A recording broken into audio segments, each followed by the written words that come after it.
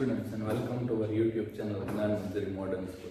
In the previous videos we are just going through the chapter number 10, that is force and friction. In that we have seen the non-contact force.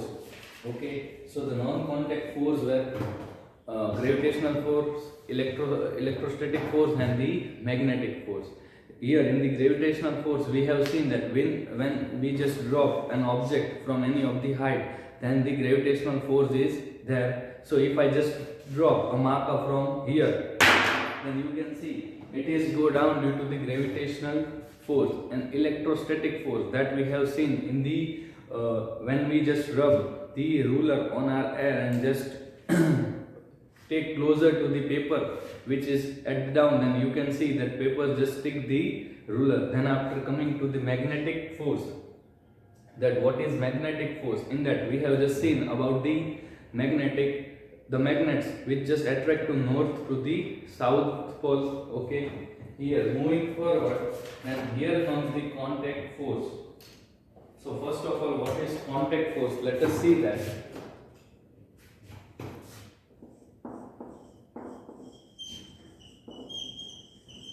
Contact force.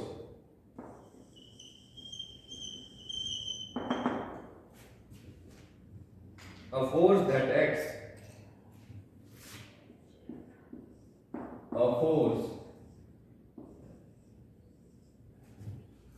that acts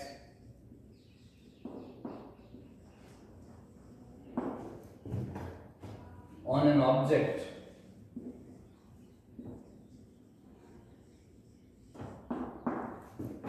by direct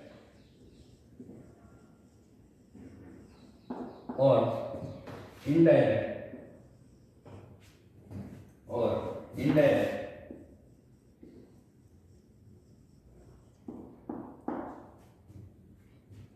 physical contact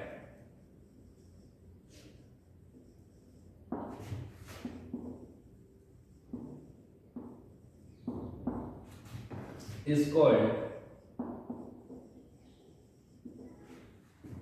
a contact force.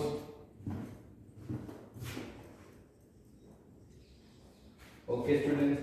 So here, what is contact force? A force that acts on an body by direct or indirect physical contact is called a contact force. Okay, students. Here you have seen we have in that there are different kinds of force. That is, first the applied force, means we just apply a force to move an object or anything else. Okay, then after here it is given we apply force to open and close things like water bottles, lunchbox, books or doors. A force can also be used to break things. We apply force to perform every action: battling our eyelids, breathing, walking, eating. The list is endless. When we tie a string around a pencil and drag it across the table, we will be able to move the pencil without touching it. We did this by pulling the string. Does this means that we are applying a force on a pencil without having a contact with it? No, we are still indirectly touching the pencil with the string. Okay.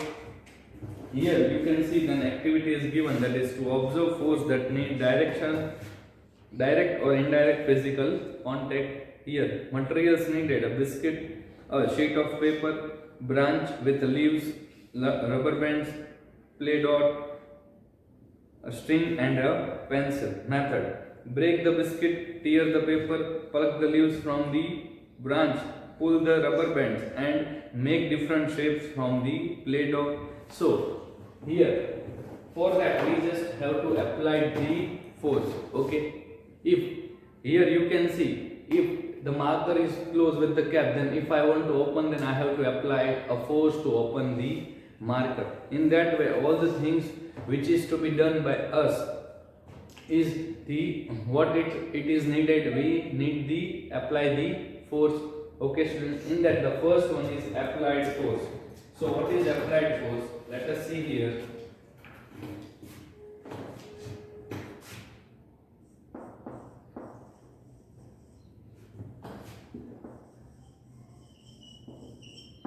applied force. So the force that we apply, the force that we apply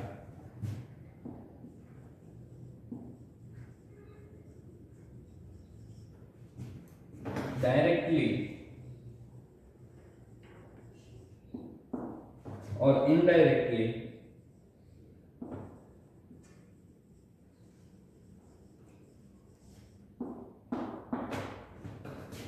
with our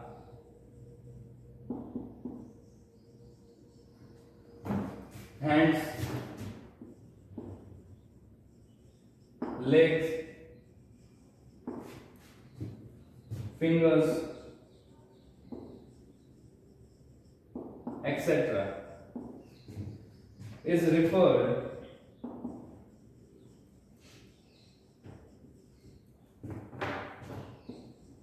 to as an applied force.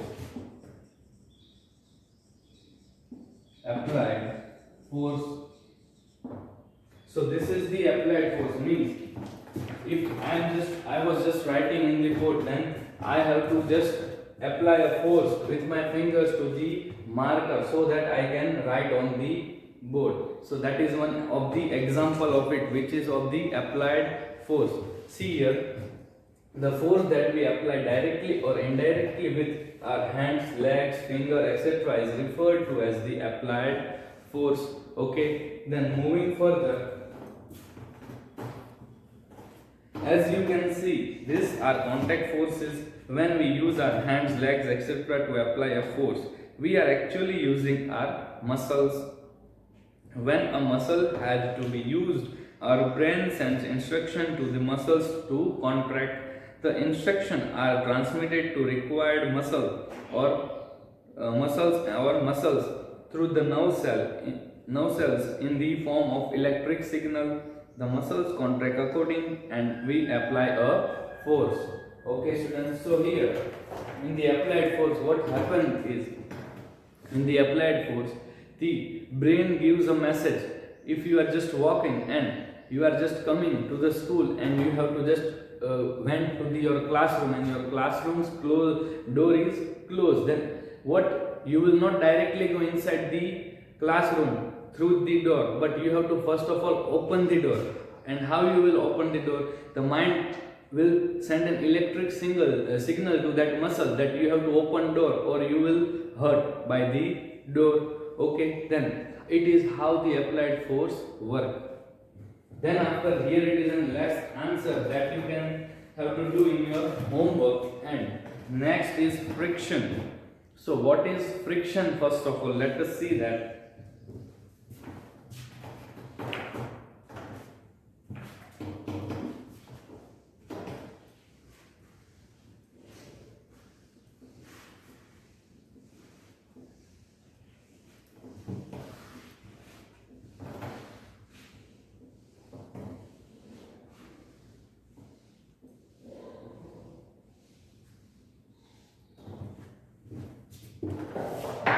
Friction.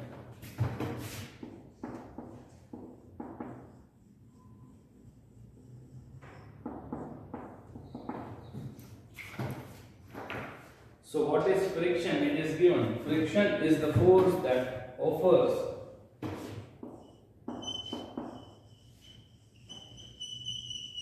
friction is the force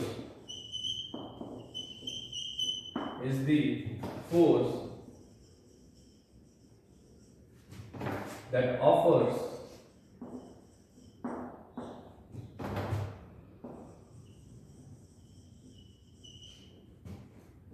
resistance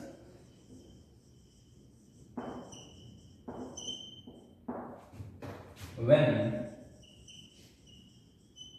two surfaces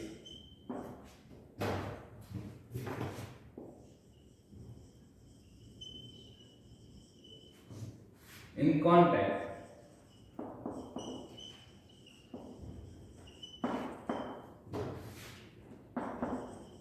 move with respect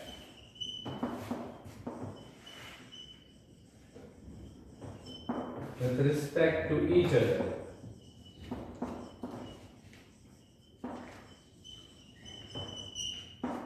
Okay, so this is the friction.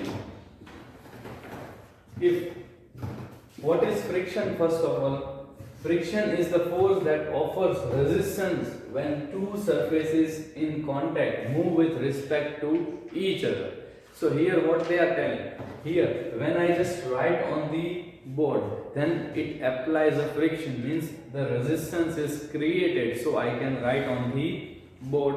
Okay students, and if the friction was not there, then we can't apply brake in our cars, trucks, scooters.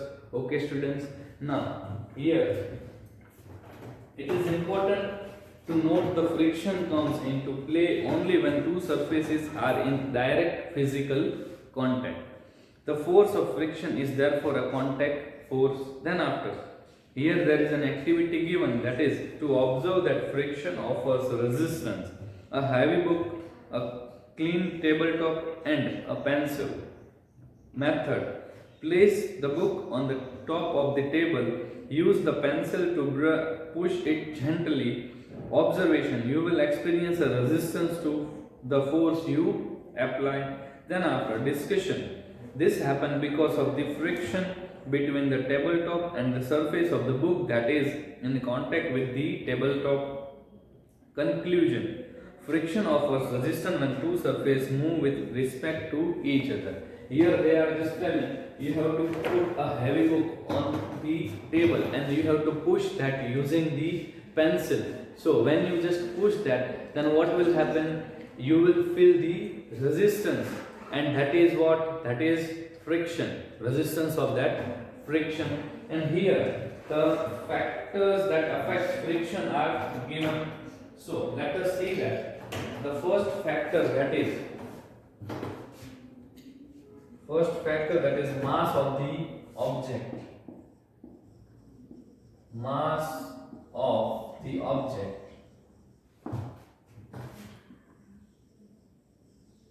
So here only I just give an example. Then if you just first of all put a small book on the table and you just push it using the pencil, then what will happen? It will move easily. But if you just put a very heavy book and you just try to push with the pencil, then it will affect and its resistance will be more towards the tabletop. Okay students, here it is given, that is mass of the object. Here if an object is very heavy, it will offer more friction resistance and it will be difficult to move that object. The heavier the object, the greater will be the friction force. Means friction force is directly proportional to the mass of the object, we can say that. And the second one, that is, here I am just writing, heavier the object,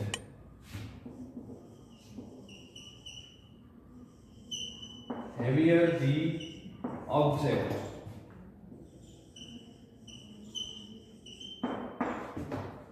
the greater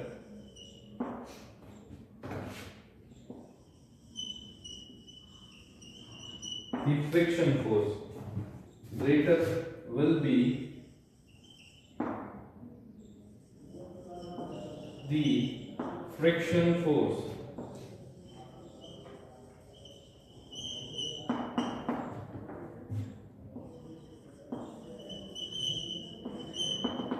Second factor, that is nature of the substance in contact. Nature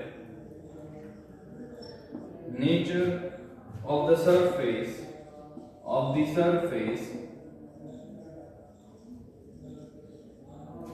in contact.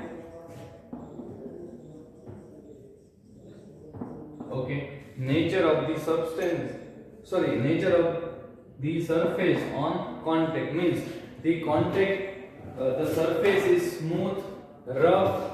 It determines that how the friction will be more or less. If it is smooth surface, then the friction will be low, and if it is rough surface, then the friction will be high. And also it is depend upon the mass of the object. Means if it will be lighter in weight and the surface will be smooth, then there will be minimum friction force. And if it will be heavy in weight and the nature of the surface is rough, then what it will be, it will give more friction. Okay, here it is a surface that is rough will offer a large frictional resistance than a smooth surface. By performing simple activity, it will be easier to understand how the above mentioned factors affect frictional force. Here an activity. See here, this is an activity which I have just seen before only, that here first of all you have to put a book on the table, and then after you have to push with the help of pen or pencil that is given. Okay, first of all there is one book, then after three books, then after three books above it a bag is there. So then the third one, which is three book and above there is a bag, then it will be has more resistance, more friction force.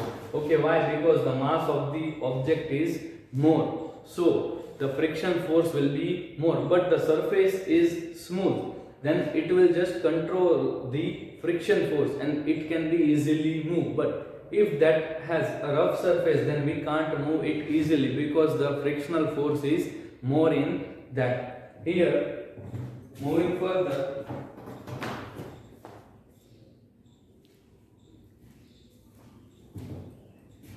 reading the activity. To study that the force of friction depends on the mass of the object, that is, materials needed, 3 big and heavy books. Get this from the school library if possible. Avoid carrying them away from home. Smooth and flat tabletop, pencil and a school bag full of books. Method. Place one heavy book on the top of the table. Push it gently with the pencil. You can feel the resistance when you try to push it. Then after the second point, that is, place all the 3 books one on the top of each other. Push the stack of the books by pushing book at the bottom gently with the pencil. You will feel greater resistance this time. And then after, now balance your school bag on the top of the books and try to push whole set up by pushing the book at the bottom of the sack with a pencil. Do you feel that you need an even greater force to push the set as compared to step 1 and 2? Okay, as I have explained this, one book will be easily moved. 2 book, it will take some of the resistance, and then after, when you just put a bag over it, then it will be heavier. We have to push more to just move that books and the bag. Then after, here discussion, we have observed that even though the surface in contact remains the same throughout the activity, the friction force offered when we try to move the sack of the books increasing as the sack becomes heavier. Means as we have just increased the mass, the resistance increases and the frictional force also increases. Now the second activity is given of the surface, that is to show that a friction depends on the nature of the two surfaces in contact, that is, sheet of sandpaper and plastic big enough to cover a flat tabletop, 3 heavy books,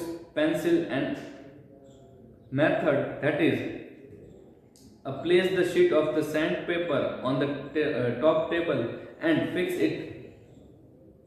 it in place with the make a sack of the 3 heavy book and place it on the tabletop with the sheet of the sandpaper. Push the stack by pushing the book at the bottom of this sack with the pencil. Make a mental note of the friction force offered over here. And then after the second, remove the sandpaper. Repeat step 1 on the plain table. Make a mental note on the friction force. Place the plastic sheet on the top of the table and fix it with an adhesive tape. Push that sack of the books as you did in step 1 and make a note of the friction force offered here. First of all, the sandpaper, then after a smooth, the rough surface. First of all, sandpaper means it is a rough surface, then you can feel more force. Then after the tabletop only that you have to push, then it will be minimum. And the rough surface, sorry, smooth surface, plastic sheet, then it will be move easily. So this was the activity for proving what? As the mass increases, the friction force increases. As the surface is rough, the friction force is increases. Okay. Then after moving further, using both the observation, we can say that the friction force depends on two factors: the mass of the moving object and the nature of the surface in contact. Okay, students. Here now our new topic, that is sliding and rolling friction, that we will see in the next video. So in your homework, what you just do is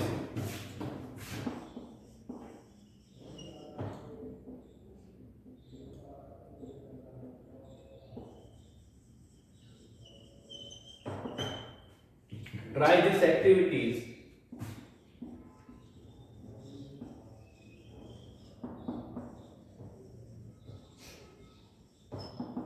at your home, and there was let's answer on page number 123,